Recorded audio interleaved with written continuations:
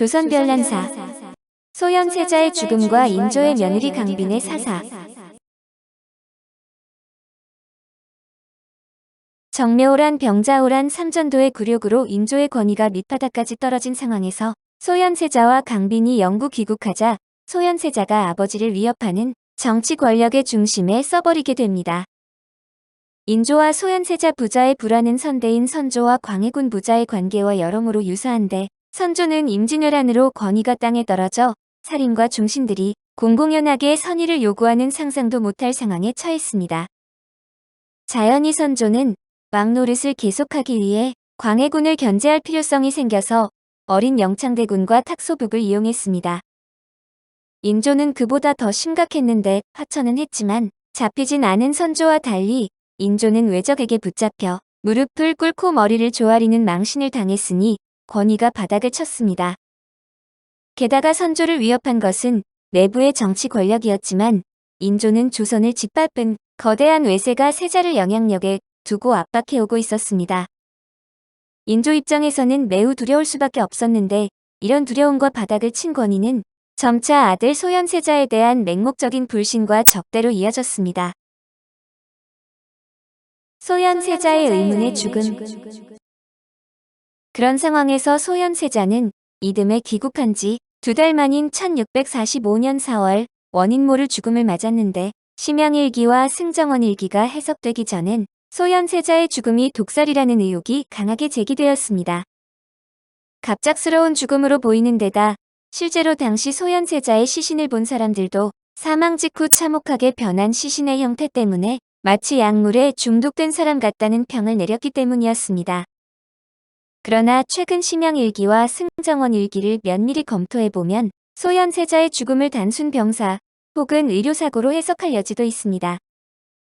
소현세자는 1644년 영구 귀국을 위해 북경을 떠난 시점부터 아프기 시작했고, 이로 인해 중간 기착지인 심양에 오래 머물며 귀국이 늦어졌습니다.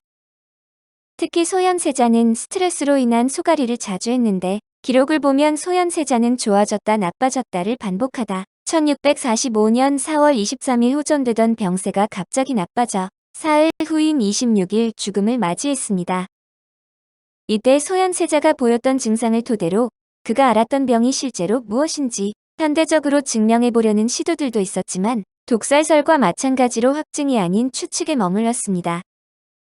소현세자가 만주에서 병을 앓는 장면만 골라 편집을 했음에도 불운이 겹친 재수 없는 경우엔 병세가 급격히 나빠질 가능성이 없지도 않다는 결론에 머문 것입니다. 때문에 병사를 주장하던 사람들 중에 일부는 인조가 보낸 어의 이형익이 일으킨 의료사고일 가능성을 제시했는데, 이형익의 시침은 당약이 효험을 내지 못하는 상황에서 이뤄진 응급조치로서 처음에는 효과를 봤습니다. 그러나 세 번째 시침 직후 병세가 급격히 악화된 것도 사실이고, 하필 이형익이 소현세자와 강빈의 정적인 소용조 씨의 사람이라는 것도 우연이라면 기막힌 우연이기는 합니다. 결론적으로 소현세자의 죽음은 현재로선 규명이 불가능한 의문사로 결론 내리는 게 타당해 보이는데, 타살의 증거도 명쾌하지 않지만 병사의 증거도 확정적이지 않습니다.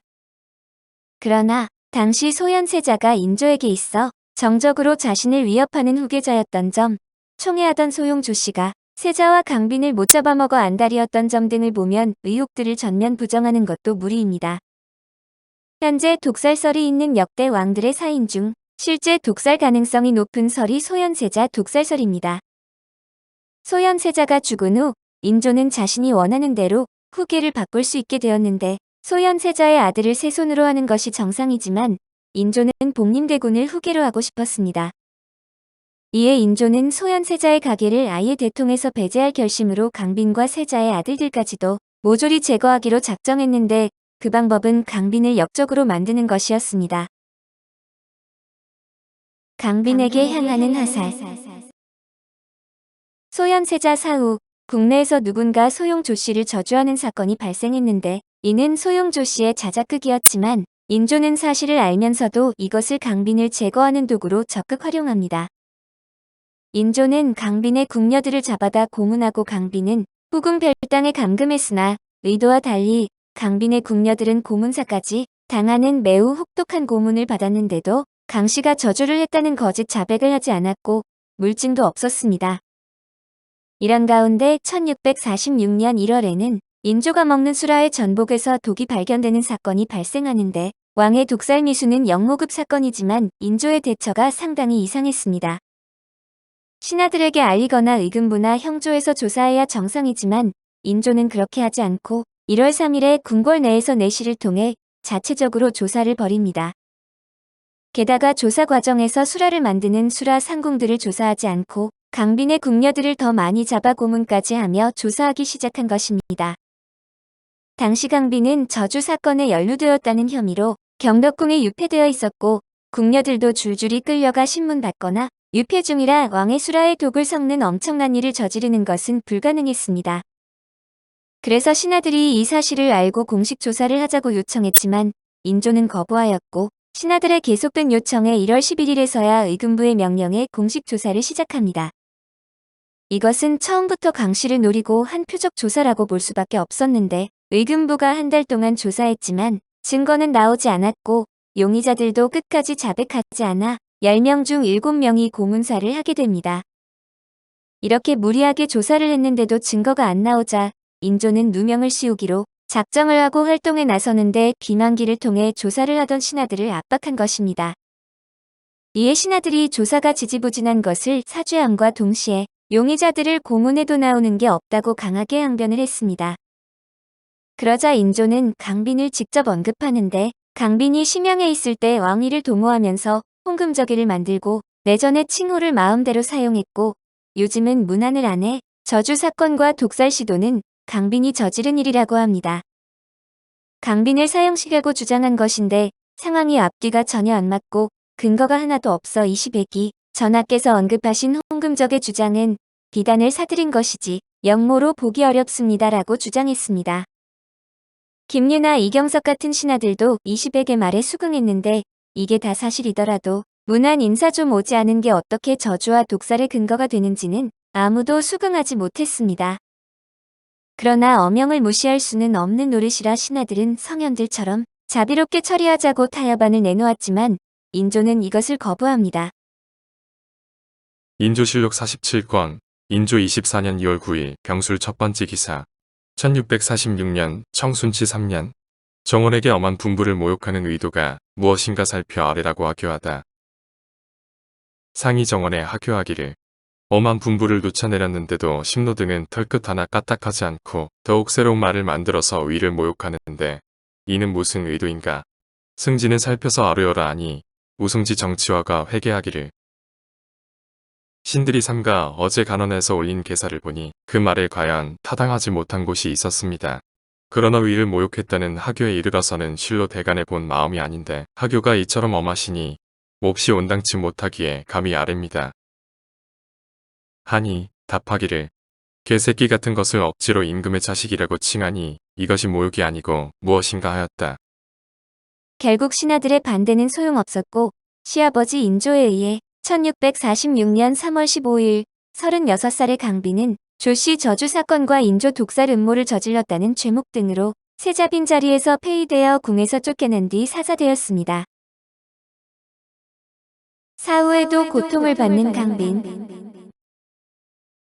강빈은 사후에도 매우 고통받았는데 강빈이 사사당하고 난 뒤 얼마 후 인조는 강빈이 죽기 전에 커서 원수를 갚아달라는 내용의 혈서를 자녀들과 시비들에게 남겼다고 일방적으로 주장했습니다.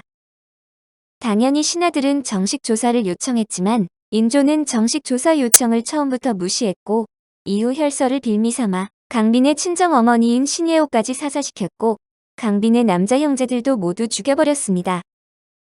또한 이미 죽은 강빈의 아버지 강석기도 삭탈관직하고 무덤을 파내어 시신의 목을 쳐서 부관참시를 시켰습니다. 급기야 1647년 5월에는 강빈의 세 아들들까지 제주도로 유배를 보내는데 인조가 소현세자의 가계를 완전히 정리하기로 마음먹어 강빈과 소현세자의 아들들까지 처리하기 위한 자작극이라고 추정하고 있습니다. 결국 할아버지에 의해 제주도로 유배를 간 소현세자의 자식들 중 장남 석철과 차남 성리는 2년 후 풍토병에 걸려 어린 나이에 사망하고 말았고 삼남 경안군 이석연만 유일하게 살아남아 힘겹게 유배 생활을 이어나갔습니다.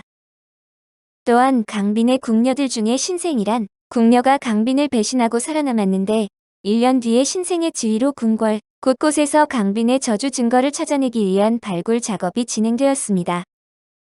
물론 당연히 증거는 나왔지만 사건이 일어난 직후가 아니라 1년 뒤에야 저주의 증거라는 것들이 나타났다는 것입니다. 1649년에 인조가 죽고 효종이 즉위했지만 효종도 자신의 정통성과 직결된 문제라 형수 강빈에 대한 매우 강경한 태도를 이어나가 효종대에도 강빈의 대우는 정말 험악했습니다. 강빈은 억울하게 죽었고 인조가 억지로 사형시킨 것임을 전부 알고 있어 강빈을 신원해달라는 요구가 빗발쳤지만 효종은 이 일을 꺼내는 놈은 죄다 역적이다라고 공개적으로 선포해버렸습니다. 효종실록 8권 효종 3년 6월 3일 계문 네 번째 기사 1652년 청순치 9년 한이후의 일과 역강의 옥사에 대한 발언 등에 대해 신하들에게 이르다. 비록 여러 세대 뒤에라도 만약 역강의 일을 조정에 아뢰는 자가 있으면 역당으로 논하여 바로 골정에서 추국하여 다스리도록 하라. 꼭 강포한 신하나 흉악한 사람이 있어서 이 전교를 따르지 않거든 3사의 백공들은 모두 즉시 다투어 논집하여 역당으로 논한 것이 옳다. 이 뜻을 내외의 각 회사에 분부하도록 하라. 효종제위 시절 전국적으로 가뭄이 들어 어떤 말이라도 다 받아들이고 벌도 내리지 않겠다는 교지가 내려졌는데 황해도 관찰사 김호묵이 강빈의 죽음에 대해 의문을 제기했습니다. 그러자 이성을 잃은 효종은 약속을 깨고 김호묵을 압송해 곤장을 때려 죽였는데 왕들이 어떤 이야기든 다 하라고 해서 상소를 올렸더니 그 사람을 죽인 사례는 이 김호묵의 사례 하나뿐입니다. 효종실록 13권 효종 5년 7월 17일 갑진 첫 번째 기사 1654년 청순치 11년 김호묵이 곤장을 맞다가 죽다. 대신과 금부의 여러 신하들에게 명하여 김호묵을 궐정해서 다시 국문하니 호묵이 곤장을 맞다가 죽었다. 당초 호묵은 항상 강씨의 옥사를 의심스러운 점이 있다고 하여 평소 다른 사람을 만나면 문득 이것을 이야기했다.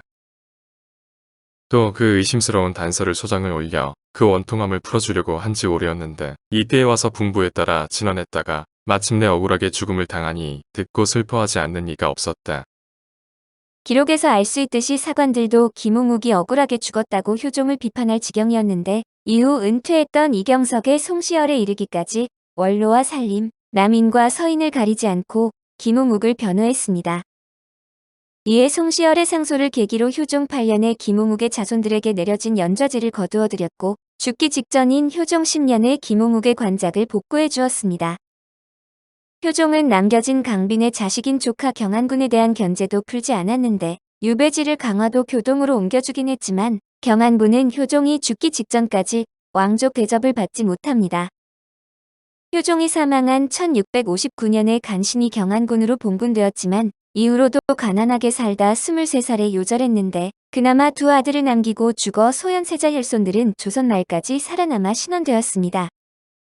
결국 억울하게 죽어간 강빈은 효종 현종대에는 역적 강씨란 의미의 역강이나 강씨성의 도적이란 의미의 강적 등으로까지 불리다 숙종 44년에 신원이 겨우 회복될 수 있었습니다.